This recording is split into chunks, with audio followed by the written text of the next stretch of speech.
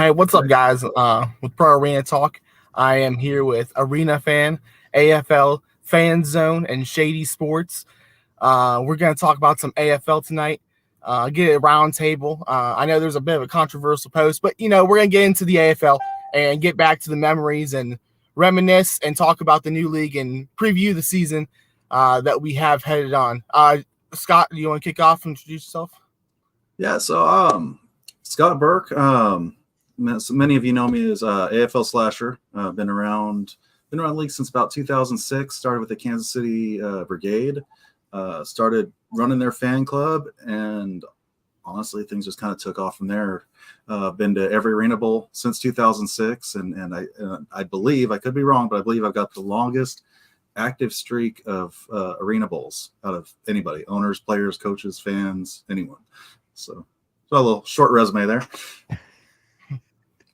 Arena Fan, I don't think there's much introduction needed, but you go ahead, man. Well, I'm Tim Capper. I've been with Arena Fan since 2000. I started off my podcasting career doing AFL Tonight back in 2001, and it transferred over until AFL Rewind that we're currently going to be doing this coming up season, and I've just been around forever. So, I mean, you guys know me as Repacked, obviously, over on social media or following us over on Twitter or whatnot. But yeah, Scott, I agree with you. I think you do the longest. I don't think I'm second longest, but I'm up there. I think it was like 6 or 7 in a row before 2019. So it's but either way, it's I'm happy to be here, guys, and just happy to talk about the AFL and arena football in general. Definitely. Sam, go ahead, man. It's been a long time coming, man. I'm super excited to be here with you guys tonight. Super excited to talk some AFL. I know there's a lot of hesitancy around the league. I think that this panel of 4 people we've got here can shed some light on why we should believe in the league tonight. So I'm pretty excited to do that tonight. Well, and Sammy, since we're simulcasting on all of our platforms, why don't you get in there too? Yeah, so definitely. I started watching arena football when I was really young. When I was really young was whenever I do believe it was 2.0 was around. That was 2008, or that was 1.0 before they went bankrupt. With the Cleveland Gladiators, the Columbus Destroyers. And I grew up around this area, Cleveland area, Akron area. So I fell in love with that before the relinquish of it. Then when it was back, I was really excited with, even though it's 4 teams in Albany and Philadelphia. And I think Tampa Bay was also in the rerun 2.0. It was still fun to have the sport back. And then I got back into it whenever I was on YouTube one night. And there's a Massachusetts, and I think it was Carolina. It was Carolina and Cobras and the Massachusetts Pirates playoff game. And I didn't even know the sport was still around. So I clicked on it, started watching it, and I fell in love with the sport all over again.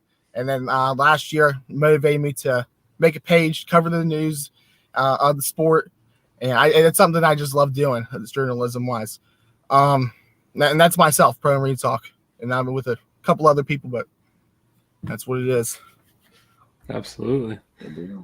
So, speaking of memories, what was your of the older iterations? What was your guys' favorite memories of the teams, playoff games? I can tell you right now, one of them, my favorite was watching. I forget who the wide receiver was, running backwards for the Cleveland Gladiators, scoring a game-clinching touchdown, pushing them into, I believe, the Arena Bowl that year. Scott? There's so many. I would say probably the one standout, at least play. I think from a personal standpoint, the people I've met along the way has been the main thing. But from the one standout play that comes to mind was the Arena Bowl in Arizona with Aaron Garcia throwing the last second touchdown pass as time is expiring. The year he threw his 1,000th touchdown earlier. I mean, it was just a perfect way to cap off that season. And honestly, that game was boring in the first half. The second half just all of a sudden lit up, and the ending was just absolutely phenomenal. But Arizona fans weren't happy, but man, it was a great game. Yeah. No, I'll admit, I unfortunately was not able to make that one, Scott. That's one of the ones. That's one of my few regrets in life, is not making it out for that actual game itself. But for me itself, I mean, I know many fans. I know, Scott, you do this all the time when it comes to traveling. I mean, living in Montreal, having season ticket holders for the Toronto Phantoms for the 2 years that they were there, just traveling out there by train, just see the Phantoms play, and then coming back the same night. Um, First ever time walking into Knickerbocker Arena in Albany. I'm sure all of you will remember what it's like for the very first time walking into an arena and just getting whatever feels you get when it came to seeing the setup, seeing, just the atmosphere itself, just me walking through that curtain. And if anybody who's been to MVP Arena in Albany knows what it's like to walk through these curtains and just it just opens up to you in the arena.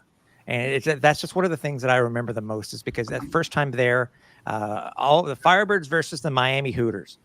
That was my very first game. So it's just walking through there, seeing the net set up for the very first time, because, I understand that the league can push for television, and it's great to get, the exposure on TV.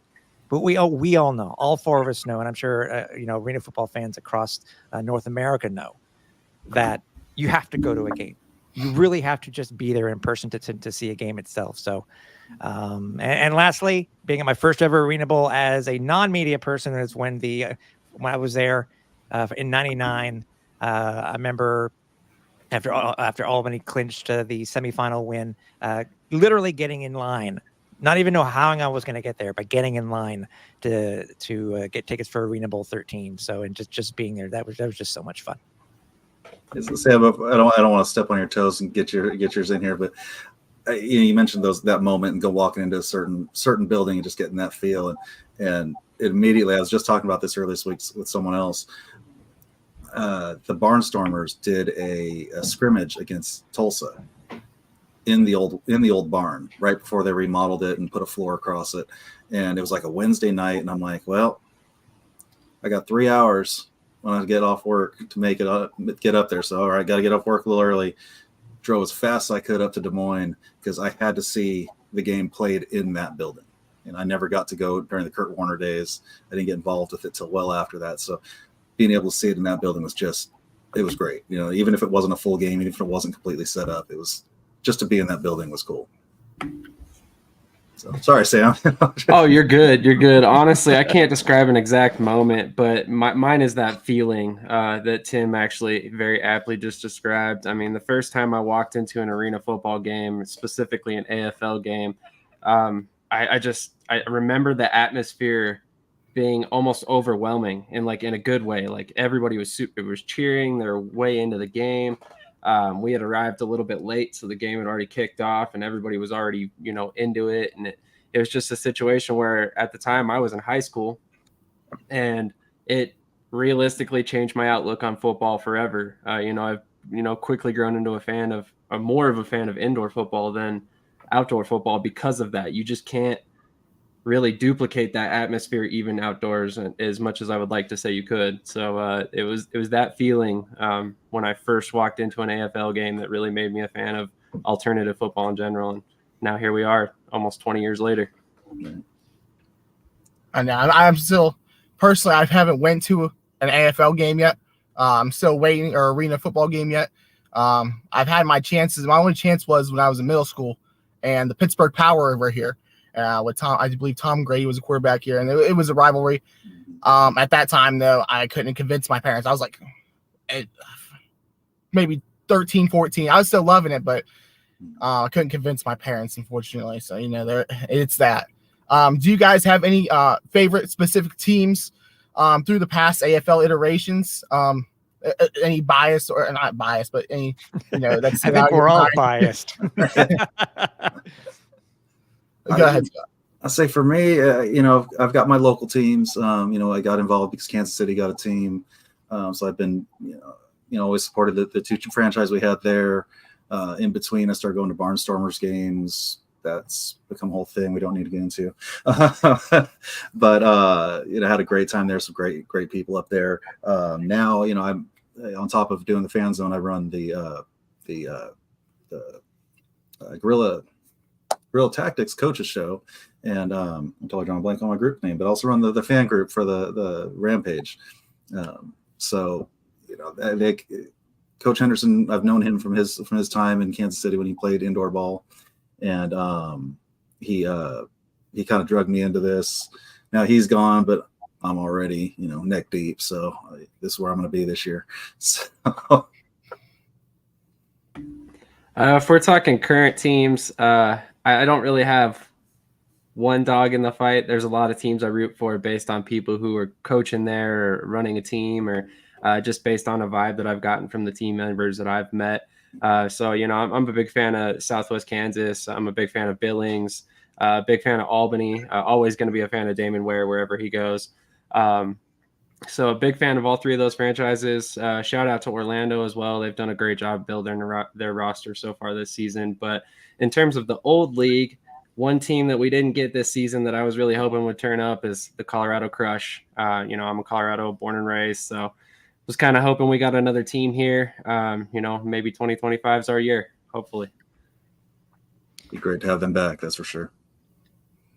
For me, it's funny being where I'm located. Everybody tries to find their own home team, so to speak.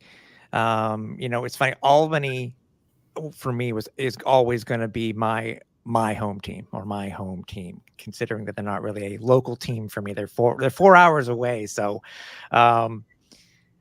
and being with the Arena Fan, I try to be as impartial as possible, even though just a little, I'm sitting up there in press row, just kind of like, yeah, they're doing it. You can't really scream in press row, as I've learned a long time ago, by the way. That's a story for another day. But I'm just interested to see what's happening. I'm glad when it comes to this year. I'm glad to see Albany is back. I'm curious to see what happens with the rest of the league, because legacy cities, you have some legacy indoor cities, so it's going to be fun no matter what. But it's for me, it's always going to be Albany no matter what. But it's, again, I try to stay as impartial as possible, but it's always going to be the Birds for me. Yeah, I guess the current iteration, if I had to pick a team, it would be the Philly Soul. There's some kids that went to high school around this area that I knew, so that signed with it. Lamont Wade, he phenomenal football player, and he's gonna make the Soul a sneaky good team. But on the previous iteration, I was always a Columbus Destroyer fan, and it was beautiful that they came back in 2018. But watching them lose, I think they only won one game that year, and the only bright spot was having Fabian Guerrera as a kick return receiver, do it basically like a Joshua Cribbs on the old Browns. Other than that, I mean, I really have been. It's like watching a league with no really ties in it, because outside of Columbus, it's not really nothing for me to go for. Our next one, I think we're going to preview the teams currently in the league. Who do you guys have going to the playoff, possibly win the division and making a serious run for this year's Arena Bowl? Way too early because we don't have all the rosters yet, but who do you guys have making it playoffs and making a deep run, Scott? Of course, I'm going to sound biased given what all I just said, but honestly, for the Central, I really honestly do like Iowa. And strictly because the rest of the teams that are in their division are coming from an indoor football background. So they're going to, I would imagine, come in with more of an indoor football mindset when it comes to playing these games. And with a short season, it doesn't give them a lot of time to adjust. So coming in with AFL quarterback or AFL coaches primarily in the background, it sounds like most of the coaches are going to stay there. Having AFL minded coaches, I think it gives them a major advantage in the Central. Other than that, I mean, the East is looking solid. I mean, absolutely stacked. The South is looking incredible. I mean, I have to give the nod to Orlando and Albany currently, just again, coming pre-made, having some background. The West is up in the air. I mean, I would lean towards Billings, but And again, that's kind of AFL coaches on the staff. But that AFL West is kind of just completely up in the air for me. Well, you know how sometimes guys they say it's sometimes sometimes you need a program to tell who the players are. Or I think for at least more for me, not really for you, Scott, because I know you have an indoor background. Same thing with you, Sam, and same thing with you, Sammy. For me, it's like starting brand new this year, because back in 2019, I knew most of the players, I knew most of the coaches, et cetera, et cetera. This is gonna be brand new for me, completely brand new. So looking at all these rosters and all the guys that they've released so far, the names of who are on their roster, I've actually pushed, and I think I've said this to you, Scott, and I think I've said it on social media, is it to me, any of the teams that have at least an AFL pedigree when it comes to either head coach or coaching staff, to me, those are going to be the ones that are going to have I think the best chance at moving on and getting through this 10-week sprint into the playoffs up to Arena Bowl. You look at Billings as an example. I mean, who would have thought Sid Bonner would come out of retirement? I don't think anybody saw Sid Bonner coming out of retirement And to go to Billings. And to be a coach again. I mean, last time he coached was for the Chicago Rush, if I'm not mistaken. Wasn't it that, Scott? Chicago Rush, if I'm not mistaken. I think so, and that was a good while ago. So, that, and it just, so it's, for me, again, I'm going to need a program for all these new teams. I have so many things I have to learn again, but I think for me, again, as I said, it's going to be the teams that I think that have the most AFL experience on their coaching staff. I know some do have a lot of former arena, indoor football and arena league experience. I mean, look at Albany.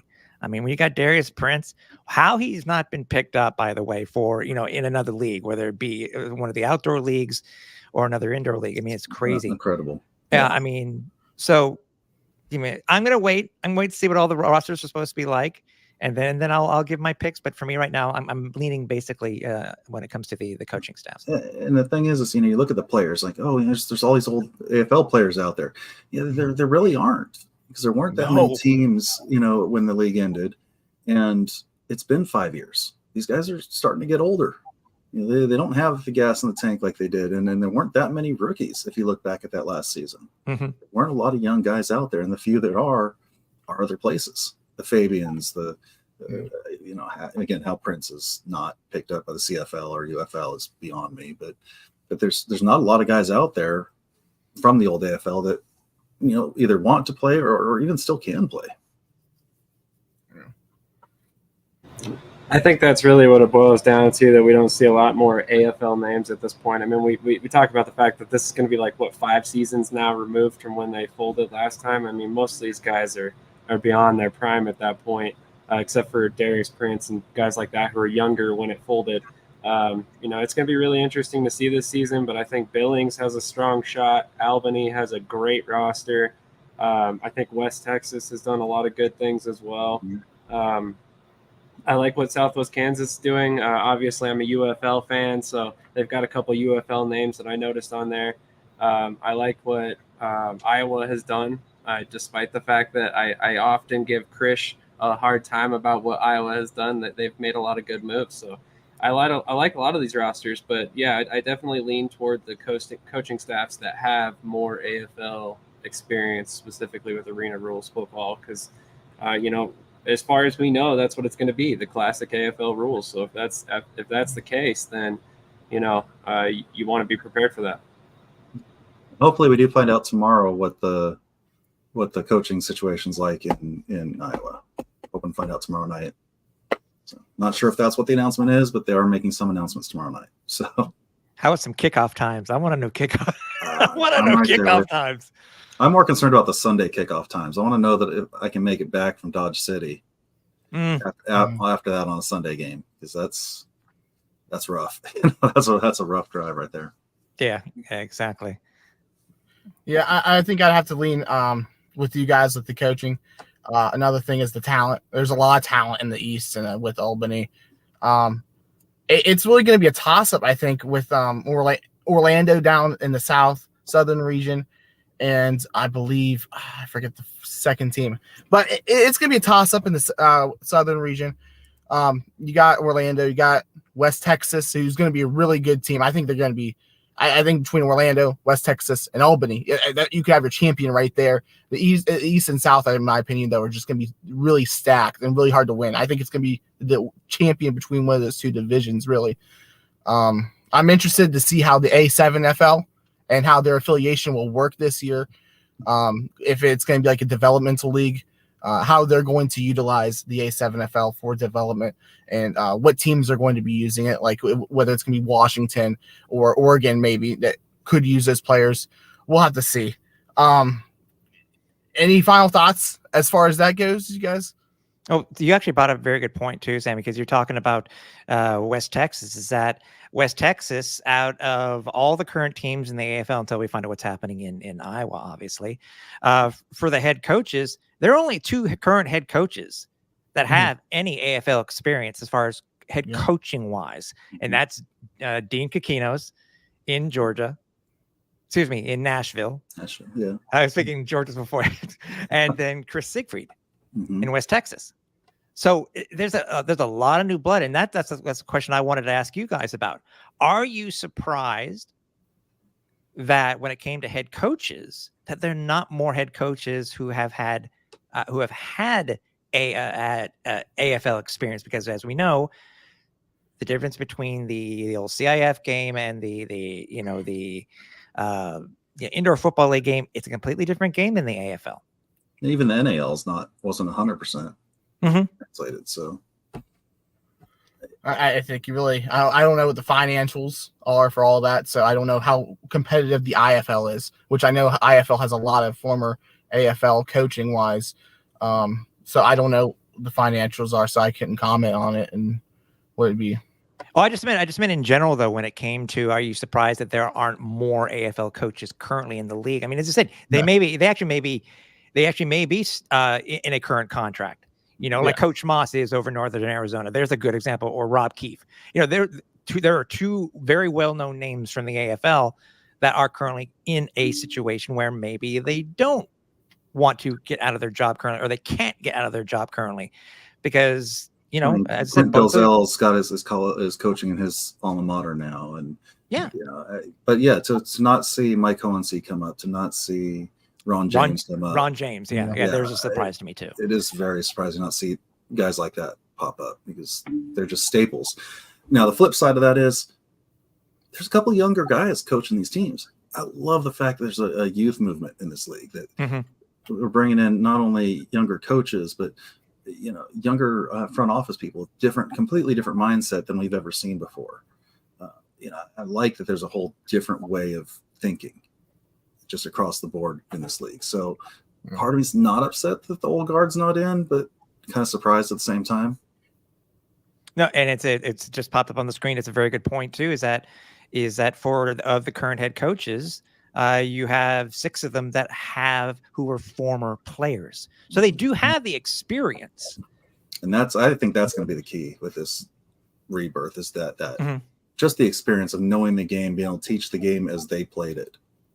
Because a lot of those guys, didn't actually play arena ball. Hohensee being an exception to that. But a lot of those guys didn't play around. Even the game that Hohensee played is not the same game that we ended up with the last incarnation of it. So it's, I don't know. I like the youth movement. Just overall, I like the youth movement. I would agree on that front as well. I am a little surprised that we don't see Rob Keefe on one of these rosters. I am a little surprised we didn't see Les Moss, although Moss did comment on that in a recent interview I did with him. He said that he was not leaving NAS, at least until they tell him he has to. So he seems very happy there. So I think that's kind of a situation where he didn't even entertain other offers if they even came. He didn't even really comment on it, to be quite honest. But there are some other names out there that were very surprising. I even actually asked Rob Keefe if he had any interest. He never commented on it, but I have to feel like a couple teams had to have reached out to him in particular, especially after the run he just had with Bay Area this past season. I can tell you guys that there was a former AFL head coach who was one of the finalists in Nashville. So it went down between him and Dean Kokinos, and I'll leave it at that.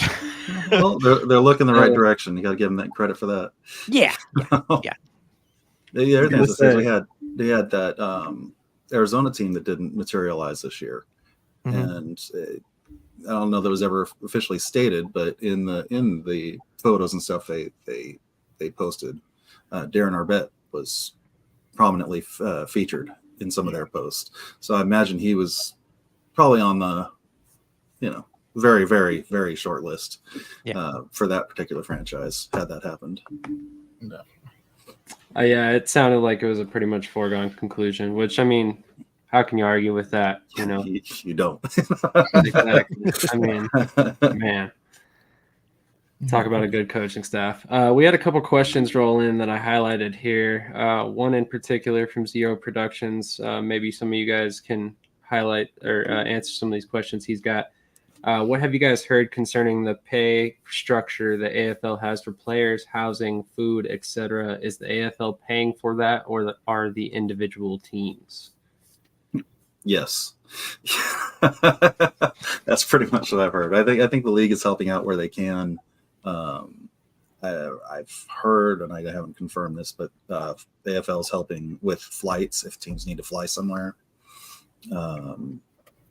Housing, food, it's going to be just like it's pretty much is in all the leagues, is taken care of. To what level, I think that's pretty much going to be handled by the teams. Hopefully handled well. We've definitely seen the share of franchises that don't do that. But yeah, I mean, general food, housing, it's going to be pretty similar to what it was before, it sounds like. Yeah, which is exactly on point with what I've heard. Teams are responsible for pay, housing, food. Maybe Tim, you can elaborate on some of that as well. The only thing I mean, there's no secret that it is a minimum $1,000 a game and up to a minimum of $200,000 that has to be spent on a team roster every year.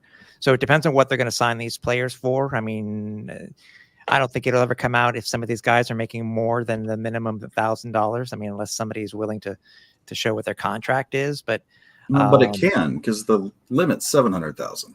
Oh yeah. So if there's no reason to put things under the table. Oh no, that's not what I meant. Is that because when you've heard, like Coach Ware in Albany has basically said that they're not. He's basically paying everybody the minimum.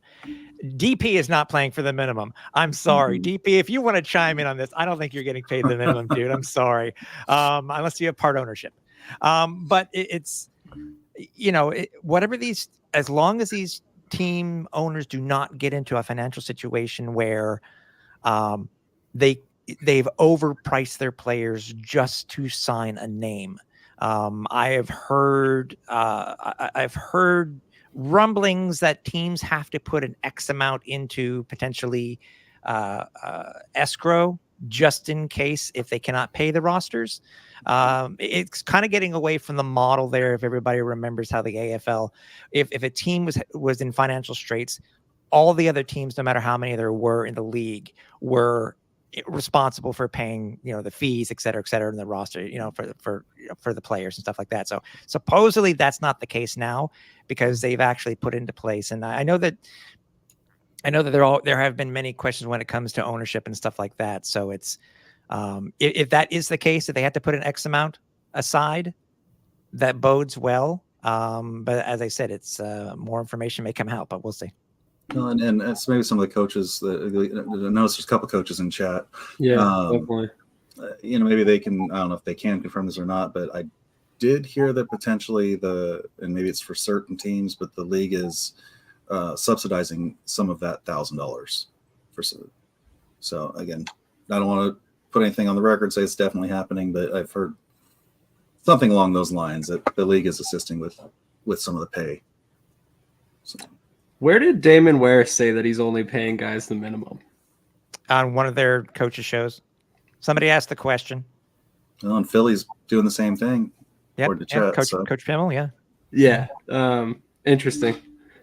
I don't know how much I actually believe that about Albany. They've gotten some pretty solid guys, and I'm like, I don't know. I mean, regardless. It could be subsidized because remember the last year the AFL, they did have, I think, Scott, correct me if I'm wrong, I think it was $25,000 that was set aside for for community service or doing other things within the, which you could put all 25,000, all 25,000 to one player, or break it up amongst other players. So maybe they have something like that this year. I don't know, but maybe that's the case. Same thing with the case with Albany. If DP, as an example, is not getting paid more than $1,000 a game. Well, and again, there's nothing wrong with getting paid more than $1,000 a game. I mean, that's the beauty of how they have this set up. It's that, you know what, if somebody wants to drop $700,000 on their roster, knock yourself out. Yeah. You know, that's actually that's what not I going like to happen. about this league. You know? I personally like that there is a very clear cut. If you can afford to pay these players, go right ahead, field the best possible roster you can. Because not only is that good for players, because then that creates a true free market system for them to negotiate their wages for another team. But at the same time, it provides a scenario where we could get some larger names in this league that we maybe aren't expecting. And I mean, there's some teams that haven't announced a lot so far. So there are a lot of teams though. And I know some of the names from the IFL, but there have been a ton of names coming over to the AFL and that have been signed to contracts currently. True. And some of them are very well-known names. Mm-hmm. So I was like, hey, for them to come over at $1,000 minimum. Look at the IFL minimum though. You're talking a $200 minimum in the IFL. Fair. You're talking five, without a win bonus, you're talking 5 times that for one game. Sammy, you being basically from indoor football and stuff, what are your thoughts when it comes to the pay structure? And as I said, I know that you and I have talked back and forth. I know we're not necessarily trying to convince you to watch the AFL or to like the AFL. It's just trying to convince you that the AFL is a pretty decent business model or a good model for the players itself. When you hear this type of stuff when it comes to players and the amounts paying that we're paying them, what are your thoughts on that? So my first thought would be, for some of these programs, where did this money come from before? Because some of these teams were not around just this year. They, like West Texas, and the CIF teams. We seen them last year, and they have a lot more of a competitive roster this year. So not obviously, but there's going to be financial aid in that. And that's where I kind of figure talent-wise and team-wise, I have no issue with the AFL. The AFL is going to be one of the more competitive arena leagues this year. I think it's going to be competing with the IFL, and the NAL and AIF are going to have to catch up talent-wise, but they're going to be in the mix. My whole issue with the AFL is what's the sustainability of the league long term, not just team-wise, but league-wise. I mean, what's the corporate sponsorships? How are they going to be able to not just fund these teams, but they're also wanting to give them all new jerseys? I'm assuming they're eventually going to want to give them all new fields because some of them have been using old AFL fields. So to look pretty for national TV audiences, they're going to want to present it to be like a high-end product and want to redo these fields. So when I see all this money being spent, my biggest question as far as the AFL is when are they going to get the money back? Are they going to get back through the sponsorships of the teams, the money that the teams have, not have been making? They've been making money, but not at the structure of what the AFL would going to have to catch up on. So that's my biggest question with the league. Sammy, maybe you can answer this question. I don't know that there is an actual true minimum. I think it technically is $250 is the max. Is the salary cap? Am I correct in that? I don't know off the top of my head what the max of the IFL is. If there's a loss, do not quote me on this. I could be incorrect. Pimmel, you're in the comments. You'd know better than I would. I believe it's $250 per game for any player. What they go above me on is the kind of over the table or under the table type situation, or for community service situations as well. So. Even the CIF had a higher max than that. 225, he says. Even the CIF had a higher max than that. So it kind of blows me away that. Minimum. Is there a max, Pimmel? You'd be able to answer that better than I would. Maybe the same type of thing that they currently have with the AFL. Yeah. But and I like that because we have this $700,000 cap that no one's going to come close to. I mean, that's just the reality of it. But because of that, you don't have to have guys hiding what they make. You don't have to have guys hiding that, oh yeah, I'm got this on the side, but I can't say where I got it from, or it gets rid of some of that icky stuff that goes on. It went on to the old AFL. It's gone on in all these other leagues. We all know players who got paid way more than what the league allowed, and just don't have to worry about that. If you want to pay them $100,000, go for it. But just make sure you have the means. Yeah, that's exactly. This isn't the days of 6-figure salaries. From what was it, 2008-ish. 8-ish, where you guys making. I mean, Graziani had a close to $1 million contract. So, Sammy, to answer your question though about the sponsors, if you want to make money in this league, it's not about tickets sold. It's about sponsorship dollars. Tickets should be your profit, should be your gravy. Now that goes hand in hand. You got to have the people to get the sponsors. It's kind of a double-edged sword. From what I've heard, and I don't know who all of these sponsors are. They've got multiple major sponsors, and sounds like almost all of them are locked into a 3-year deal. So, it is what it is. I mean, things could still fall apart. There's always ways to back out. But for now, it sounds like they've got some pretty solid. Like any one of these 3, 4, 5 that they've got would be bigger than anyone that any of the other leagues have.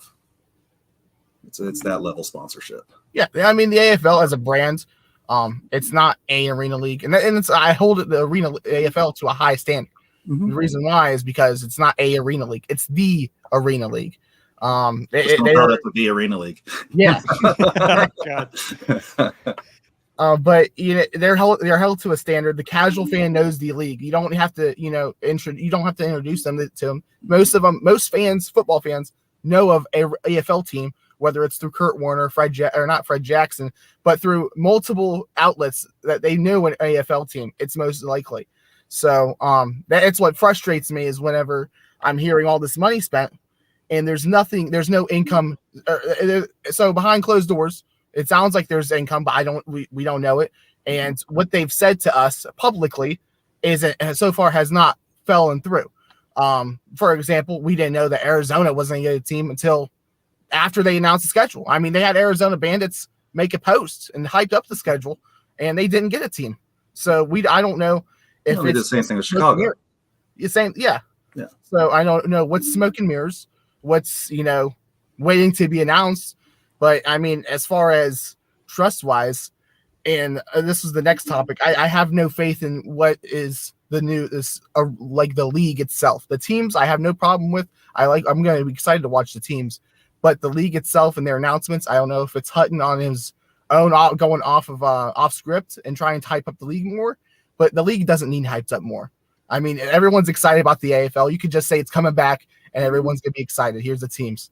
So that's my biggest concern with this AFL. Is it a matter of you're not liking how they've done the announcements things? I know that there have been a lot of questions when it came to, the New York City announcement and how that was done. Even myself, I was questioning a few things, but overall though, Sammy, when it comes to the announcements and how the league has done it, I at first I wasn't on board with it, but it kind of makes sense. It kind of makes sense now because, Scott and I have gone through versions of the Arena Football League where everything has basically been set up front. And I will use the relaunch in 2010 as an example, where everything was done on a conference call. All 16 teams were dropped right there and then. It still left a lot of questions. This current version of the AFL, when it comes to Travell Gaines and to Lee Hutton, is they're keeping the league in the news cycle, positive or negative. They're keeping it in the news cycle, and this isn't, again, for when the league relaunched in 2010. You guys, you got to admit, social media was not what it is today. It's a well-known thing that, I mean, you guys remember how you had the little blurbs on, I think they still do it now on USA Today, just a little blurb of a story. And it's like how people go these days when it comes to social media. They just read the first paragraph and base it off of that. I think they're trying to make sure that, yes, you may read that little bit there. It's hopefully making you want more. Whether it makes you mad or not, that they're not letting you know right away is, to me, is on purpose. And again, at first I was not 100% on board, but now seeing it and just going back and looking at it now, it makes a ton of sense. Have there been missteps? Sure there have. Nothing. It was not a perfect launch back in New York City for sure. But yes, and we still have questions now, right? But I mean, I think Scott's heard. I'm sure I've heard. There are things coming. It's just a matter of the television contract. Unfortunately, the league is waiting for and I know this is going to be one of the topics tonight too, but when the television network wants to make the announcement. That's I can 100% confirm what he just said as well. That's exactly what I've heard. I can also use it. And I tried to do my research for tonight because everybody knows me. I try to get, when it comes to historical stuff. Think about this. Back in 2010, when the league came back, I think they announced the teams, and then at a certain point they announced that they had all the correct schedules. I get that. They were finalized schedules. They did not announce the NFL Network contract until a month before kickoff. I'll even take you a step from that. The whole league changed names. That too. The league was announced as Arena Football 1. And then when the NFL Network got involved, they said, no, we want you to go back to your old name. And so they changed the whole league's name a month before the season kicked off. So we're all chomping at the bit, wanting to know who the television providers are going to be, the online providers are going to be for streaming and for watching the games. When, again, you go back to 2010, it was a month prior. So I want to kind of key in a little bit though more with what Sam was talking about. They did say Chicago. They said the first game is going to be played in Chicago. There was the Arizona team, which was semi-announced, not really. It kind of broke on its own. I think they even gave them a home, right? They announced a location for Arizona, didn't they? It must have been a rim. Not officially. Yeah, not officially. They were looking at Glendale, then they were looking at a couple other places, but they never, I think, officially said this is where we're going. But the original announcement had 16 teams, and not a whole lot of those 16 we see today. So I mean, I get that. We expected an Ohio team, that didn't happen. Chicago didn't happen. No one knew about Arizona, but when we found out about Arizona, then it didn't happen. Denver didn't happen. So I mean, there's been some missteps. There's been some disappointments. The commissioners addressed some of it, whether it's been interference, whether they didn't get the job done. He hasn't said that in particular, but I'm sure that probably plays into it at some point. But it sounds like the interference that they've received has been a lot. It's been heavy, and it's been difficult. It was way more difficult. And actually, I asked the commissioner. I asked him if he could change anything. From how it's been launched up until now. He said he would have had more time. He would have taken more time to do some of this stuff. And some of this was rushed. So, and I do want to go back to one thing, because I remember the day after I found out, and then I think, Arena Fan, you had a show not too long after with Lee Hutton, and one thing that was said that was really stuck with me, and that's why I've held him to this, is that he waits to say anything until the T's are crossed, I's are dotted, and that's the standard I'm holding him to, because he put that out there. No one else told him to do that, so he put it out there. And we've had these missteps where I guess the T's weren't fully crossed and the I's were not dotted, and we've had teams pull out. Arizona, he confirmed Jackson. He didn't confirm Jacksonville, but he teased Jacksonville and Arizona on that podcast that day, which I know a lot turned off a lot of fans. But whenever they announced the cities, Jacksonville wasn't there, so I could get over that. But whenever half of your teams that you confirmed that are going to have a team next year are not on the roster for this year, and 5 of the 16 teams that you have were CIF teams that I'm not sure whenever they confirmed. I mean, I don't think it was confirmed. Maybe it was confirmed midway through last year and the season, but I don't think it was confirmed that early. So that means that he had at most 11 teams whenever they supposedly had 16 ownership groups in 16 different locations. That's one thing I do not like. So, I mean, that's 2 times at least that we've been misled. As far as TV contracts go, have any of you guys watched the British Basketball League? Any of y'all? So that's one of the shows on Prime, Amazon Prime. They have. So as far as Amazon Prime goes, I believe they're going to lock that up and it's going to be on there. My biggest question would be the NFL Network, because with NFL Network now they would have to take away someone's time slots or push back a time slot, whether it's a rerun of a game, because this is during the off season, or NFL Total Access of a draft or whatever. They're going to have to push back a time slot and put in a AFL game. So that is what I have most questions of, and I at this point I still feel like I have to question it because we've been misled about other things that they have on paper, they put on paper, and didn't follow through. I'll tell you this: if it's anything, it's the other way around. Yeah, I think the NFL Network's on lock. In my opinion, NFL Network's on lock. I'm not completely sold on Amazon yet. I think that's why we've seen some of the schedule changes we've seen. Is because I heard another one pop up too, which totally came out, which I had to look up because I didn't even know it existed. It was Max Sports. It's like, really? That's been gotten big lately. There was even a point in time, from what I understand, they were flirting with Peacock. Mm-hmm. So I don't. Why not? I don't think it played out, but I don't know. I'm not sure the big obstacle it is because they are streaming services. It's not like a streaming service has to push back anybody or like tell someone that they can't run, because they can run simultaneously 2 different games. They have a whole network. Technically, they have like a whole live TV guide on Amazon Prime. So I'm not sure, But it's not just getting the games out there; it's the production level. Yeah, and that's also what's behind the pushing back a game or what I mean. Mm-hmm. Oh, it makes sense too, because I think if anything that these aren't going to be the days of NBC where you had all the games at once on a Sunday afternoon, or you had or the occasional doubleheader, which we all loved, whether they were regional doubleheaders or not. But my opinion is this: is that no matter which network network is going to be that's going to have the games, okay. You want to be able to bring in a caliber, as an example, of an Ari Wolf who knows arena football, who's been around arena football since the Albany Firebird days. He started off in Albany as their play-by-play guy, went on to Philadelphia and became, got a name himself with the NFL Network as an example. So I think they want to, as Scott said, I think they want to put on the best production possible. Obviously we always talk about when it comes to being on national television, is there any monetary value going to be going towards the league?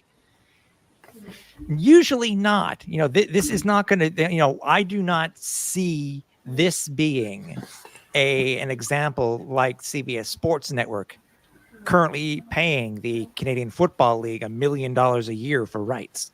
That's the first, and when you're a niche sport, you're not going to get money from a network. If there is something behind it, hey, I'm happy with it. I'll be happy with it, till the cows come home. But I don't see it happening. But making sure that all the production is perfect. So once a week, I think would be. Yeah, these guys have different connections than we're used to as well. Yeah, true. 100%. They've got very, very deep connections in organizations that we don't even realize, because we don't know much about the current league ownership and the guys running it. But I know they're very well connected, and if they know the right people in the right network, there's things that can happen. But with the reason I still think the NFL Network's going to kind of be on lock is the NFL Network pays guys year round to call games and things, and if there's no games to call, they're just sitting around waiting. And they're just going to replay old, things that people seen a million times. Where keep these guys busy, keep their skills up for calling games, Try out some new announcers that you maybe have waiting in the wings. I think it's a good testing ground for the NFL Network specifically to use our games for. So, and then you go to like Amazon, you go to some of those other, yeah, they have staffs, but I don't necessarily know if they have the staff they need to do this yet. So it's like what Amazon did with the NFL. They hired very well-known NFL, broadcasters. So, I mean, it's, which route would you go, Sammy, when it came to television? And I understand your reasoning for being apprehensive. I get that.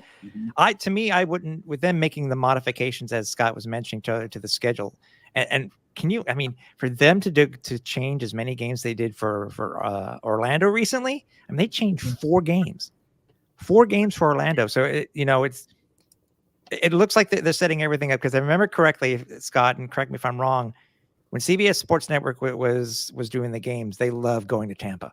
They loved going to Tampa, and that's why quite a few games were out of Tampa.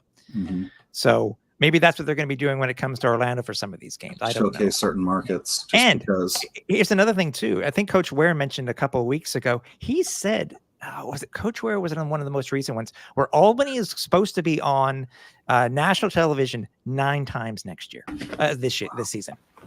Can we just backtrack just a step? Hmm? You said Orlando is going to get a lot of games on TV, right?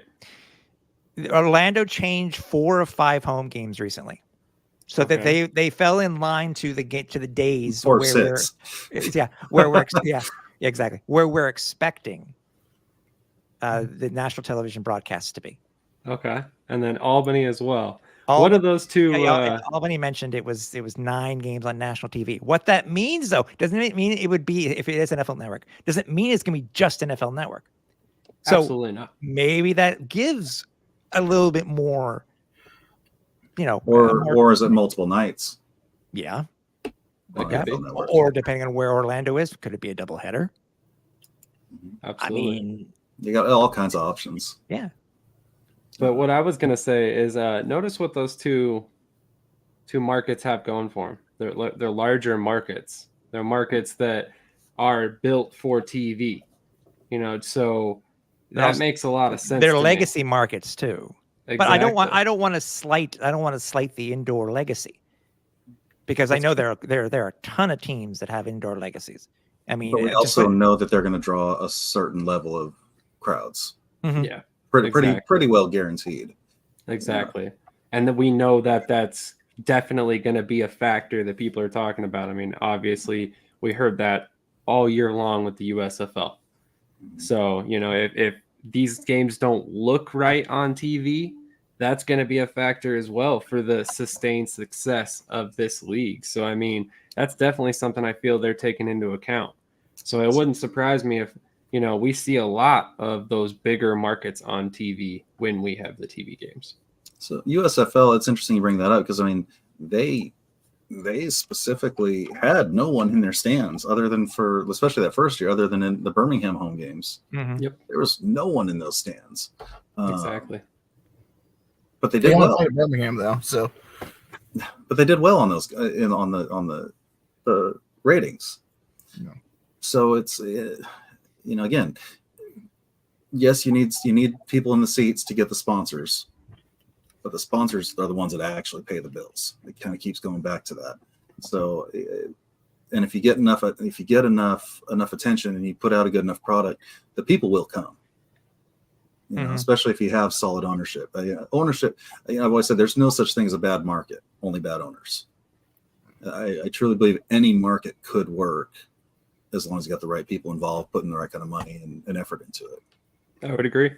I think there's good ownerships in the AFL, as far as that goes. Have we been able to convince you at all, Sammy, when it comes to the my biggest TV question is Albany saying this. My question would be to Albany, and if I was there, who's telling you this? Is it the AFL telling you this? And that's who I don't trust is the Hutton and Rossi for that level. I trust the teams. I believe that they're reporting what's given to them. As far as what goes there. You guys said production and the presentation, the presentation of the game. So that means they're going to have to get all new fields. All these CIF teams are going to have to get new fields customized for their own team, and not just unless they're not playing televised games there. There you go. Or That's what I was trying to point out. Not national televised games. Yeah, then you're only showcasing half your quarter of your league, I would assume, right? You're showcasing their venues, not necessarily showcasing them. You can still see Dodge City, Salina. You can still see them on national TV, but they're going to be in Orlando. They're going to be in so you're not going to showcase the venue, but you still showcase the teams. Exactly. It's going to be a quarter of the teams mostly at their home though, at Orlando, Possibly. Albany. I'm assuming Nashville's going to have a nice field. I haven't seen any photos from them yet as far as their field goes, but from their ownership group, it looks like it's going to be a really nice team out there and nice field. Salina has Philly's old field, so they've got a quality field. They just need to change the center logo in the end zone. Yeah. So that's a easy fix. Yeah, and Salina's going to be a good team. I believe they signed the CIF Defensive Player of the Year out there. So, I mean, I'm mostly concerned about the AFL themselves. I do trust these teams. I do trust the teams themselves to put a good quality product on the field. And that's my biggest turnoff is them announcing stuff before it's fully into fruition. So like you guys said, NFL Network still hasn't been confirmed yet by the NFL Network. But my question would be back to Hutton. Why say anything if it's not confirmed? Why even put it out there? Because now whenever the NFL Network doesn't fall through or Amazon Prime doesn't fall through, now it looks worse on them. So and the commissioner did address some of this, specifically in Georgia. You know, they announced Georgia, and then all of a sudden Georgia went radio silent. You know, we asked him about that a couple weeks ago, and he said they had no ownership. It was they were sold. And then some of that interference that has been mentioned a couple of times that their ownership got reached out to and got convinced to drop after they were already signed. So they had to find new ownership for Georgia. They since have found some. They haven't announced it yet. It's coming soon, supposedly. But I think that's what happened in a lot of these markets too, is they had things set. They had things in place and you know, in pencil agreements done.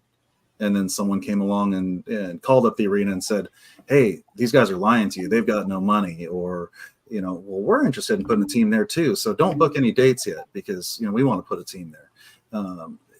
You know, some basically these unfair business practices that had happened. And so a lot of these places that they did announce, they couldn't. The other thing too, I have a theory, and this is just strictly my theory. And by the way, Scott, that could have easily have led to why, when it came to the initial markets that were announced by the league, not all those markets ended up having a team in 2024. Yep. Right. 100%. Well, and I've got a theory too that Chicago and Arizona could have played this year, but they wanted to keep the divisions equal, keep everything equal. Yeah, I heard that too. I actually hadn't heard that. It's just kind of a theory I came up with. No, I heard that. I heard that too. I'd heard that too. So when one fell out, it was either 1 or 4. It's kind of what it came down to. So, couple things. One, Chicago, I've spoken to their ownership group. They specifically said they just didn't feel like they were 100% ready to field a team in 2024. And he said, if I'm going to do it, I'm going to do it the correct way and make sure it's successful the first time. He's like, I only get one shot at this. I want to make sure I'm doing it right. So a lot of respect for the way he's approaching it. He would rather not do it than do it the wrong way. And one thing Zach is leaning in on here real quick on that interference. Arizona was definitely an interference issue. What better indication of interference do you need than the rumors that Arizona, the AFL team, was going in at Glendale, and then all of a sudden the Rattlers are moving arenas to Glendale. Just saying. I mean, that's one of those situations where you don't really have to think very hard to see the interference in that situation. I mean, and it wouldn't be the first time Arizona's pulled something like that. By the way, this is breaking news. Nobody has to worry about going to theafl.com anymore. because it doesn't exist. I just checked. I was looking for some information and it doesn't exist anymore. So the only site for the league that exists now is arenafootballusa.com. Hey, there you go. Maybe they're hearing some of these complaints that we have, because that is definitely one, in my opinion, valid complaint, is the lack of consistency on social media and with the overall promotion of the league in some situations. Well, the A7 was the A7FL. Is that what it is? A7FL. Their presser put the old website, and I reached out to the league and I said, guys, they put the wrong website, and he said, whoever answered me back said they'll take care of it. So there you go. There is one more thing now. Sam reminded me of it. The social media,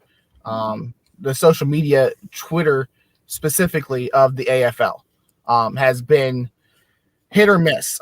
They have done some I don't know if you guys have kept up with their Twitter at all. I get messages about it, so that's how I even know. Same.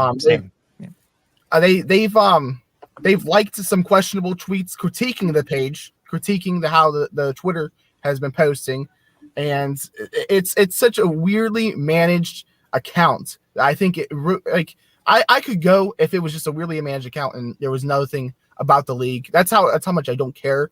But I mean, to add that in to just the rest of the snowball that the AFL has had, that's definitely just more negative news than good. And it's something so small that it could easily be fixed by someone just paying attention. Don't like a tweet that's critiquing how you're running the account. That's weird. So I will say there, and I've seen this done. I even saw this done with the old AFL. Tom Goodhines, good friend of ours, used to run the AFL account as well as his own personal Twitter account. And all of a sudden, one day, pops up picture on the AFL account with him and his buddies out at the pool. It's real easy to like something thinking you're on the wrong account. Scott, don't you remember the infamous thing that happened with Orlando? That was very bad. That was very bad. Speaking of, I'll admit, I've done the same thing. I've done the same thing because I have so many different Twitter accounts too. I've done the same thing, but it's. I think they're getting better. We don't know if Humble's running it. We don't know if the league is running it. We don't know if CEO Trevell Gaines is looking at it looking at it from time to time, or all of them. Sammy, I agree with you. It looks like the league seems to be pushing a little bit more towards that the teams are actually controlling their own destiny when it comes to social media, and the league is going to just be releasing pressers, which in my opinion, if I were to be able to say something to Commissioner Hutton and to Trevell Gaines, is I really think that there needs to be an improvement when it comes to press releases and how they're released. Now, maybe that's going to be done down the line, that they'll have their own AFL media site, because there are still a lot of questions for me too going forward, which I'm sure we'll hear about. Who's going to be the stats provider? Who's going to be doing the press releases? How are they going to get out to media? I understand a lot of the stuff is controlled by local media, but when it comes to the big announcements, it's, sure, everybody remembers the impressions for when the league announced when they were going to be launched. It was just mind-boggling how many, but they were able to use TMZ. They were able to use, who did they use? Who was the big NFL insider that they used to make one of the announcements? I'm trying to remember, but anyway, was it Schefter? Yes. Yeah. So to me, that's one of the things I wish that the league would do, is improve their media presence, so to speak, or their media communications. Well, and even teams like Orlando that have a great social media presence and do things right, they spelled Thanksgiving wrong on their Happy Thanksgiving deal. I mean, it happens, and when you're on a national scale, it gets amplified. When you have people out there specifically looking for errors and wanting to find typos, it gets amplified. Thank you. And there are a lot of people just begging for this to fail. There's people. I know for a fact there's owners of other teams and leagues feeding fans bad information just to throw it out there on social media. Yep. And so you've got people actively trying to take it down, and unfortunately, and that's where the league needs to step up, and they need to make sure they've got their stuff tight. Yes, because there are those people who are trying to take it down, and there's some major improvements that need to be done. 100% agree. Sammy, Yeah, when you, Those are fixable. Those are easily fixable. And they can be looked over. I think if there was no fallback from their announcements, if there was no question, like I think every announcement that they've made, we've walked away with more questions than answers. With most of their announcements, the city's announcement, where the venues were saying that they didn't have confirmations and all that, even though it couldn't have been worked out. Maybe it was in the works. But every announcement I feel like that they made, there's been more questions than answers. Well, Okay. sometimes too. Or go ahead, Tim. I know I was going to say to that. Mm-hmm. And I laughed at that. And I understand we have everything at our hands. All we got to do is pick up our phones and dial the arenas. Do you really think that XYZ arena is going to say, oh, yes, by the way, we do have a working relationship with the Arena Football League? I saw that and I'm like, really? Are you really that hell-bent on destroying the league or trying to destroy the league when it just really started? I understand that we still have a lot of questions. I get that. But I say let it play out. If it succeeds, it succeeds. We're all better for it. If it fails, it's going to fail. And it's true. There's always been a it's like West Side Story. You get the side on the AFL, and then you have the other family of indoor football. They're always clashing, and they're always going to say different things about each other.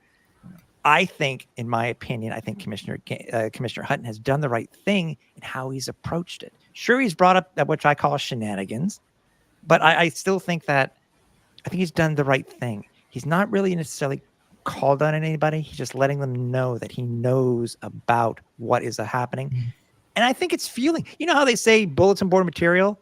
For all we know, all this garbage that has occurred, maybe bulletin board material to the AFL HQ.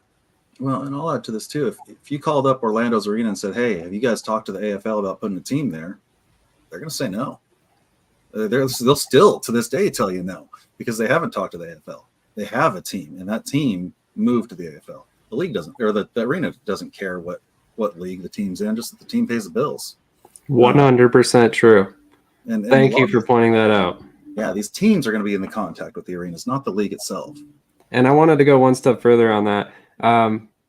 When all this came about, I started digging into Colorado arenas. Obviously, like I told you guys, I'm local to Colorado.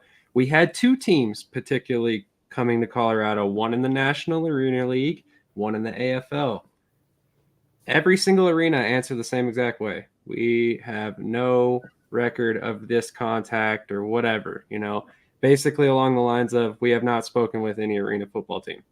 Well, guess what? We have an arena football team here in Colorado from the National Arena League team, the National Arena League. So obviously that entire time, they were keeping business practices quiet, because that's what you do when you're doing business in that level, So it's just, like Tim said, it's laughable that people thought that information was just going to be readily available to anybody and everybody. Yeah. And I'm not, by the way, Sammy, I understand your points too, dude. It's, that I'm hoping that some of the information that was originally put out didn't sway somebody all that much, that once you do see what the league is trying to do, and yes, it may be frustrating on maybe how they're doing it when it comes to the announcements, hopefully will sway some of these people to come back or at least try the AFL. Because, you brought up a good question, Sammy. I will admit, it's just a matter of, unfortunately, today you really can't say you can't believe everything you read on the internet, because, well, you don't know these days. But it's kind of that thing that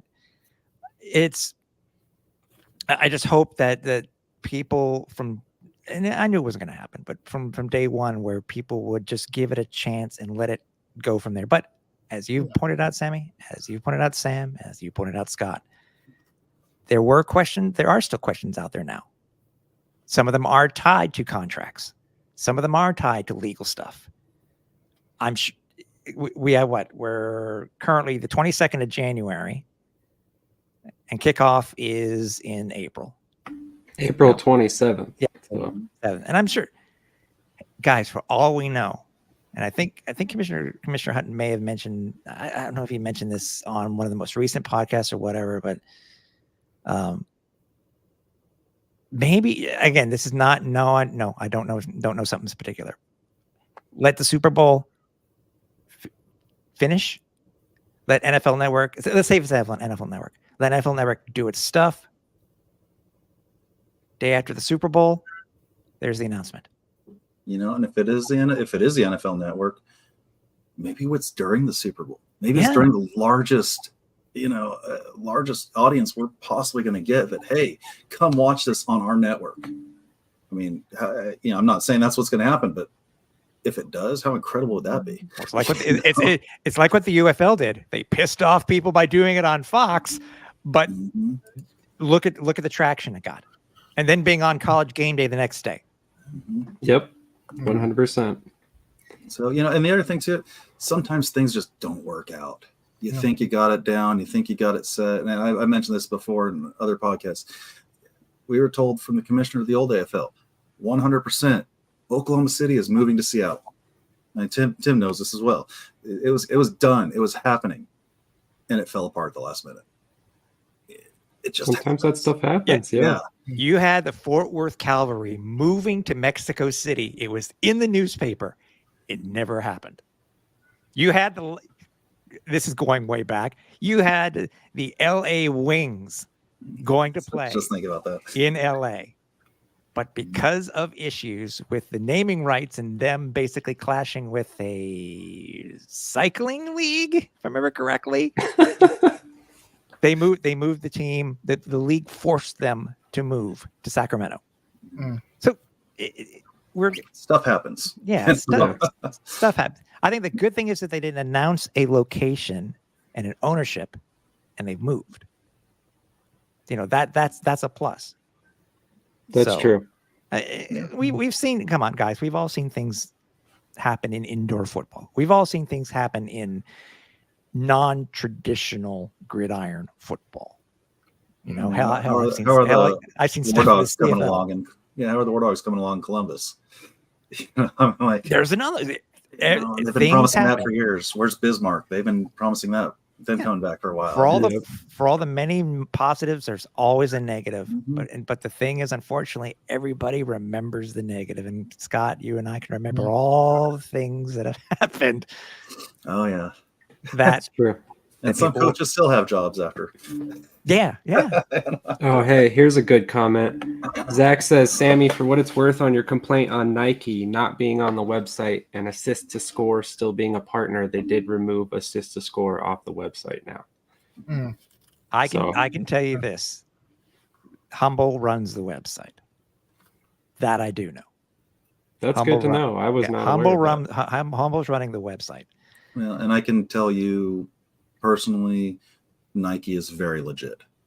I can also confirm that. Yeah. Yes. Well, to me is look at, and yes, it may not be what we would hope, where it was the, Russell Athletic days where they had, it was the huge announcement, Sammy, and Russell Athletic was going to be this.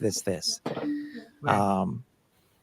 Even if they're partnering with Nike through this other company, it's still Nike that's being the official on-field shoes and whatever merchandise for players on field. I wish they'd bring No Fear back, but Oh God, there's going back. Holy crap, No Fear, man. Well, even if they are a small company and they do bring Assist to Score on, I would not be against the AFL bringing in Assist to Score. I have no issue with whatever the AFL does. My only niche against it is just misleading. Because it's unnecessary. At the end of the day, it's unnecessary. It's the AFL. We're gonna watch it, and they're gonna bring. And it looks like they're bringing in good talent. So they sell themselves basically. It's a brand name. That's the thing. Yeah. I agree with you, and I'll let everybody know this. And I think I mentioned this to you, Sammy, specifically in our chat and whatnot. When it comes to anything, when it comes to Arena Fan, and Scott's learned this too from the years he's done this also. Usually, if we learn something, we need to vet it. We're not going to just put it out. We're just not going to put it out there just to be the first to get it out there. I've heard stuff I've reached out to try to get verification or whatever to put it out, and I don't. So it doesn't go out there. When it came to the Nike thing, with 100% certainty, I can say it's true. How it was written was true. It wasn't a mislead. It was Nike is going to be this. This other company will do the uniforms. That's exactly, unless the T's don't get crossed, but that's my understanding that these two, I think it's is it BSN Sports? Help me here, guys. That sounds about right. Yeah, the BSN and Nike, what we put out on social is true. But I get your point, Sammy. Though I get your point. Mm-hmm. You basically you're going back to what has happened in the past, and it just is building up. I get it. I completely get it. 100%. And see, that's the frustrating part about this whole thing. And I think Scott said it, is the league could shut a lot of this down if they just cleaned up how they operate some of the things they do. And that is no disrespect to the league, because I just want to see them succeed. But I think some of it, like Tim said, it is somewhat intentional. They're okay with some negative attention if it means they're constantly getting attention. Because at the end of the day, all that's going to build up to everybody watching week 1 when the AFL kicks off to see if it's a colossal failure or it's a colossal success. And regardless of if they're watching hoping those teams fail or the league folds or there's just a blank screen when it's supposed to kick off or whatever, they're still watching. So that's all that really matters at the end of the day. So I think that's one of the tough things about this is it's frustrating because we all want the information that's been talked about, discussed or whatever, but at the end of the day, they're not going to put it out until they're 100% ready. And some of that might be, like I said, intentional, to keep us waiting, because at the end of the day, it keeps us talking. And I feel for the fans. Oh, go ahead. What's that? Yeah, I do want. If they want to be patient, I do want them to be patient. I think, Sam, I think you were one of the people that critiqued how late the team names were initially. Whenever after the cities were, and I said, we should wait. That's probably lingering out throughout the kickoff to keep their name constantly in the news. Mm-hmm. And they ended up just. I feel like it wasn't. It was all more clustered with the expansion teams than it was with like the CIF teams joining in and the pre-existing teams. But they cluttered mostly the expansion teams up. But if that's what it takes to drag it out, I would rather them drag it out than release misinformation or release something that falls out at the end of the day. So that's how I feel about that whole situation. Yeah, and as I said, basically what I was going to say is I feel for the fans in Chicago and St. Louis and Ohio that were wanting a team, expecting a team, and got excited for it, and it didn't happen. I feel for them. But if you look at where most of the people are from that do the largest amount of complaining, they're from non-AFL cities. They're from possibly even cities that have other leagues. Often that's the case. But the Chicago fans are complaining. The St. Louis folks are complaining. All the different Ohio areas are complaining, and rightfully so. They were expecting this. But ultimately, I hate to say it, but does it matter? We don't have a team there. And this league's going to happen without those markets. Hopefully next year we're in there. Do I see all these teams making it into 2025? No, I don't. To be 100% honest. We're going to lose 2, 3, maybe even 4. Mm-hmm. But we're going to pick up. We're going to pick up. Perfect time to bring this up. And that's where I was going with that. Is Pimmel's comment in there? Yeah. So. If you look at that old IFL list, it looks nothing like today. I was about to say, has anybody checked out the historical team pages at Arena Fan lately? And that's that's the part that gets me is it seems like the level of hate that's coming at the AFL is so much more intense than anything that ever got directed at other leagues. I mean, we watched one of the ugliest situations I've ever experienced in arena football unfold with the Albany Empire last season. Mm-hmm. Just one of the most publicly bizarre situations from start to finish that I've ever seen. And yet the level of hate that the AFL has gotten seems to be, to me, just a whole other stratosphere for what they've done wrong. You know, I mean, like, you look at it, and technically we haven't even played a game yet. We haven't failed to pay a player a check. We haven't had a team fold. You know, none of this has happened yet, and yet here everybody is bashing the league like they've already done all this stuff wrong. When in reality, what do we boil down to? Or like they've seen the business plan. Yeah, it's a lack of information. That's what everybody's upset about. A lack of information is really what it boils down to. You know, and to even go a step further with what Pim was saying, if you compare just same years, 2010 to 2019, the IFL lost more teams than the AFL did. You know, after that, it changes. AFL's gone, IFL moves on, but during those years, the IFL lost more teams than the AFL did. Well, I think you could go at any 14-year standpoint and go pick any league in the arena. And they all lose teams. They all pick up teams. It's like that with every league. But yet the IFL gets considered stable. The IFL, though, since I think 2020, though, they've only lost 2 or 3 teams that have played games. If you count Bismarck, and I believe Cedar Rapids and Louisville, and I believe that's it. So as far as Columbus, Spokane, I mean, I wouldn't count Columbus since they didn't play a game. Yeah, but true. It's fair. And Spokane technically left the league. I don't know if it's willingly or what happened with this exact situation. I forget that story. But I mean, you have one hand of teams that, you know, don't exist anymore in the last 4 or 5 years, which is phenomenal. In my opinion, for arena, that's phenomenal. To have that many consistent teams, it's definitely one of the standards of the arena game. The NAL, a lot of people didn't like Omaha and some of the CIF teams joining the NAL, but one thing that they forget is Sioux City and Omaha are 2 staples and have been around. They can figure out the finances. They're going to be stable in the league, and that's what the NAL at the time needed, because they had, that year before, they lost half their league, either folding or they left.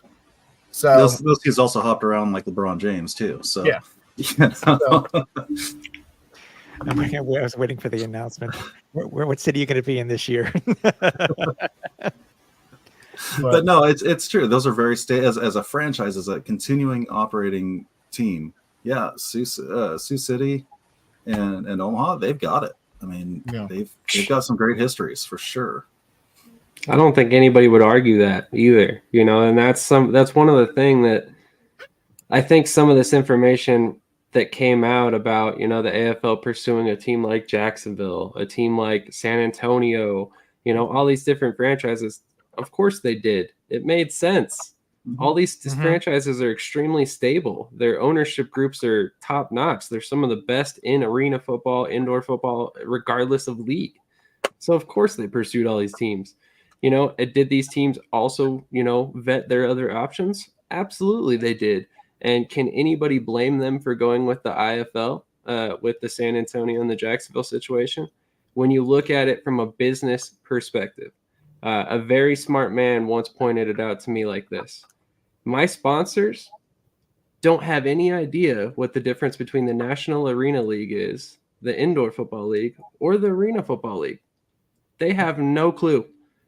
So all I can do is sell them on the amount of people that I can put them in front of, which my arena only holds so many people. So at that point, what does it matter what league I play in? And know what though? But I will say in the AFL, it does matter. It does to a certain extent because of the additional exposure you potentially have compared to those other leagues when it comes to TV contracts. No, you're 100% correct on that. But I mean, that would be the exception to that. Yeah, exactly. That's why they brought back the USFL brand. That's why they brought back the XFL brand. That's true. It's recognition. It's true. You know, good or bad. You know, throughout the history, good or bad. You know, no one ever stopped talking about the XFL. No. From 2001 on, no one ever stopped talking about the XFL. So bringing that back made sense. That's true. The AFL's the same market. There's a reason why, you know, there was an auction for all the AFL properties. because the brand itself has a lot of value. There's a reason the Arena League is named the Arena League. They're trying to capitalize on Arena Football League. Mm-hmm. You know, it's not the indoor league; it's the Arena League. You know, and there's a lot of value in the brand name. You know, now what you do with it is what you do with it. Well, do you guys have any final thoughts for tonight's show as far as all of this goes? I mean, I'm excited for the league, but I'm excited for the teams. I don't know how much this has definitely opened my eyes to more of the setup of the league, money wise, financially wise. Still question on where the money for the field jerseys that they're going to redo, that type of stuff. But as far as trust in the league, I'll hold off opinion more as we get closer to kickoff and wait till kickoff to form a full opinion on it. As far as that goes, like Tim and Scott said, I think we're going to start getting news on a much quicker basis here very soon. Like they said, timing just didn't make sense to this point, and especially with some of their broadcast partners. So I think some of that clears itself up here in the next month or so, and we'll start getting a lot more news. I mean, you brought up Zoe's question, by the way. You bring it up again. See if we can see if anybody has any thoughts on that. One about single entity. I don't think the league was ever technically single entity. Yes, I think the contracts are signed with the Arena Football League, but the pay is done through the teams. Yes. So I think if the league was footing the bill for all the salaries, then I would say single entity. But each, everybody goes back to what it was, the original MLS model. That was single entity. A lot of people still call today MLS a single entity. But I think when you actually have an owner, not somebody who is running a team, then I can't consider a league being single entity. Yeah, the XFL is single entity. Yes. The XFL owned everything. They had guys running each individual team. Exactly. Yeah. Yeah. No, I mean, each owner is going to have a vote. So, I mean, this is definitely just a franchise. It is 100% a franchise situation. So, here's a really good question. And if you guys don't mind, I'll go ahead and take this one. The teams are 100% safe. Yes, you do not have to concern yourself with that. I think, if the league ever failed, you just see a mad scramble for these teams to find their next destination. I really think that we don't have any concerns whatsoever about certain teams that are sticking around. You can pretty much pick off the top of your head which ones will be here in 2025, regardless of the league. I think it's as simple as that. If the league were to fail mid-season, which I can tell you right now it won't. These business partners they have would not have got involved if that was going to happen. But if that were to happen, there's going to be some issues. But again, you play, one game of AFL pay is worth 5 games of IFL pay. So play 4 games, you're already way ahead. The players are going to be taken care of. That's fair. That's a good point. At least, guys, now we can actually say for sure that it looks like the Philadelphia Soul are not a road team. There's something new? No, because they do have a home game scheduled. There was one home game scheduled. Yeah, on the Nashville schedule, right? Yeah. Yeah. And the commissioner said they will be playing in the Philadelphia area. See, that's the other thing I wanted to bring up too, is you look at some of these franchises that aren't playing this year. The rumors of where they were going to be, obviously, yes, I would have loved all Arena Football League historians would have loved to have been able to be in Rockford for that very first game, because, if that had occurred, their very first game, on April 27th, we're talking the 38th anniversary of the actual test game. I mean, come on, you can't script it any better than that. But I think when it comes to the Philadelphia location, when it comes to some of these other locations, you really can't call yourself the Chicago Rush if you don't play. And I understand they're suburbs. Some are in suburbs and stuff like that. That's a very extended suburb. Yeah, but it's like Philadelphia. If they were to play, yes, we would love for Atlantic City to come back. By the way, speaking of, today is the actual anniversary of when Atlantic City was supposed to get a team, when they were named that they were going to get a team. But you want to be. Yes, you could play in Trenton. You can play in Atlantic City. You can play elsewhere. You can play Lehigh Valley, but you want it to be a home team, and maybe that's what the case is here. It's some of the places where some of the teams are going to play. It was like, you're not really. I'll say the Philadelphia Soul. Weren't going to be really the Chicago Rush. I think they want to get it right the first time. And I think some of these teams like Chicago who want to wait a year, it makes a ton of sense, especially if they can go ahead and get one of the local arena, one of the closer arenas to the Chicago area.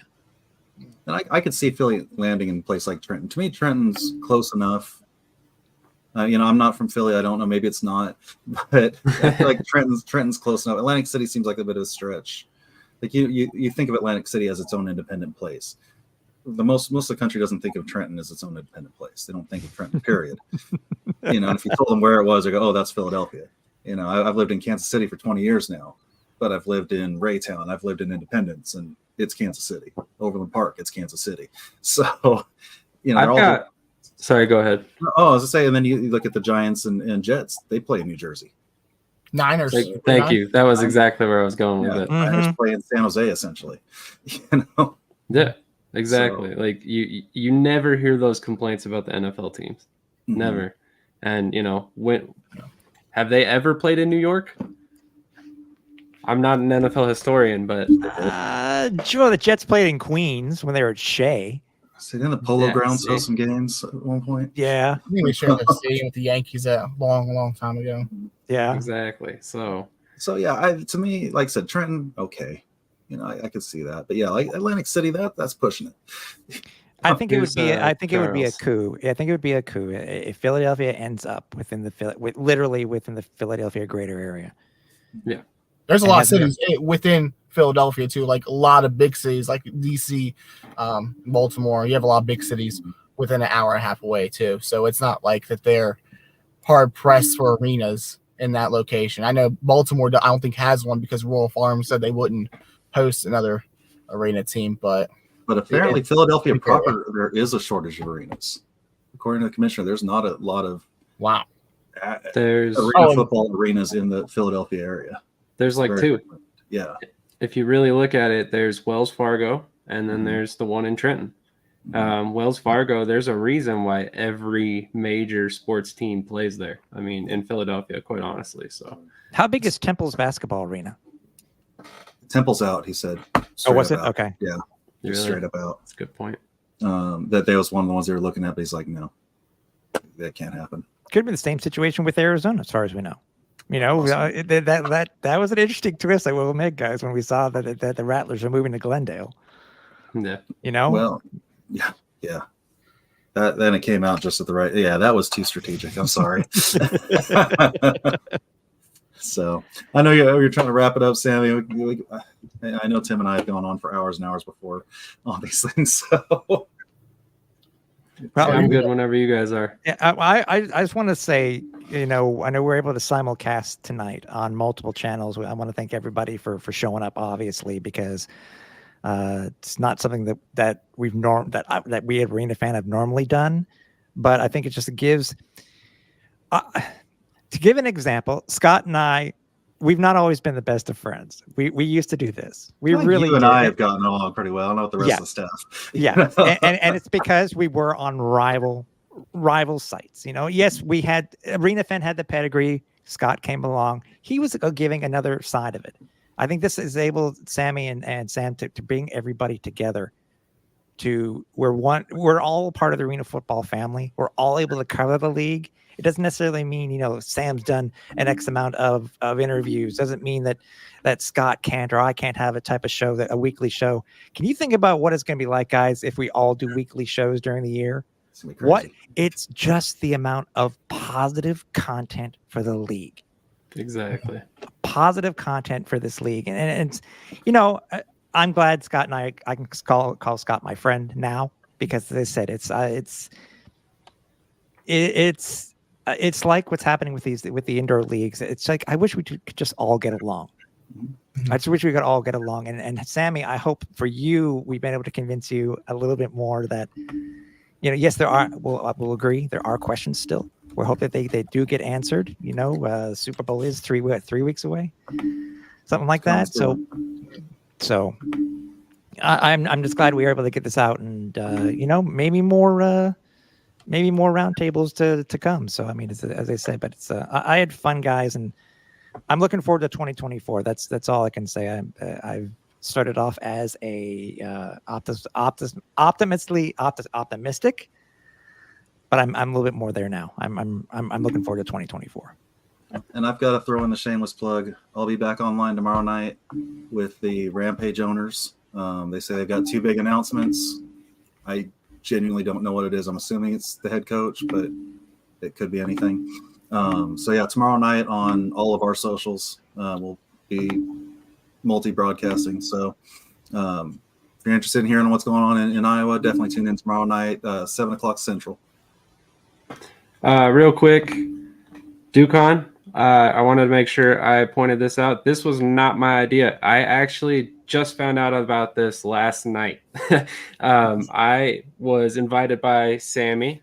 Thank you, Sammy, for letting me be a part of this. I appreciate this greatly. I've been looking forward to working with Tim and Scott for a long time. I know you and I have already done a show together, but always a pleasure to work with you as well. So I appreciate you bringing us all together for this. It was a great time. I learned some stuff that I was not aware of. So always fun to learn some more stuff. And, it's been a pleasure speaking with you guys. I look forward to the next episode for sure. Well, thank you all. Really appreciate the opportunity. It's been a good time tonight. And obviously, whenever we're on each other's socials, we got to give ourselves our own plug.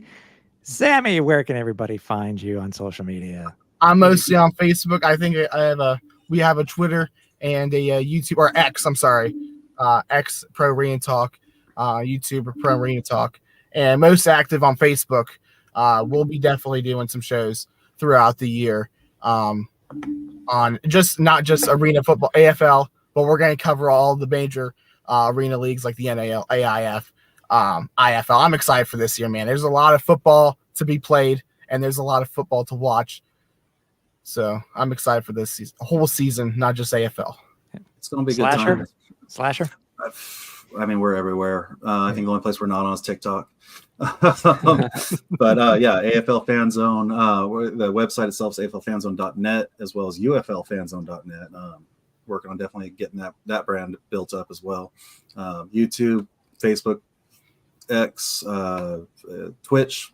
You can catch us on Twitch. Fan Zone Network on Twitch. But yeah, just hop on, sign up for notifications. You'll get it when we go live. You can find me personally over at on X at Repacked. You can find us over at Arena Fan. You can find us on YouTube. You can find us on Facebook.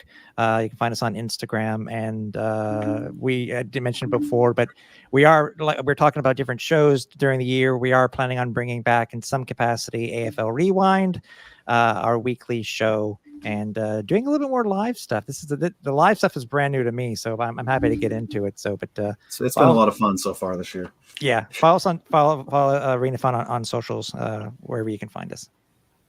Definitely. Hopefully you guys all know by now, but Shady Sports Network, we're basically on every major platform except for TikTok, ironically as well.